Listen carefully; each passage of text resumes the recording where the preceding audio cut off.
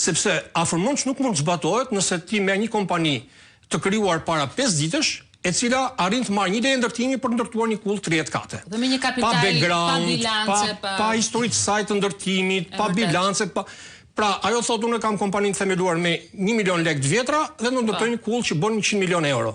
Eksakt. Pra kush e jep lejen kësaj kompanie?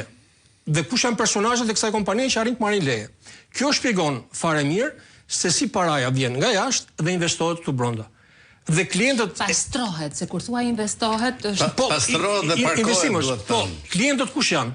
Klientët janë këta që përfitojnë nga korrupsioni në vend. Këta janë klientët e kullave dhe edhe ndërtimeve të reja. Prandaj çmimet janë të larta. Se kur themi përfitim, gjysmatike bosh. Prandaj çmimet janë të larta dhe prandaj me kalimin e viteve këtu krijohet disniveli mes atyre që kanë shumë para dhe nuk pyesin fare për çmimet sa do të rriten dhe pjesës tjetër të popullsisë e cila nuk është në gjendje të arrijë këto çmime dhe ankohet për ditë sepse rriten çmimet. Dhe po në këtë dokumentar shpjegonte fare mirë dhe thoshte, këto para filluan të rriteshin nga momenti kur atje kultivuan hashashin dhe marijuanën.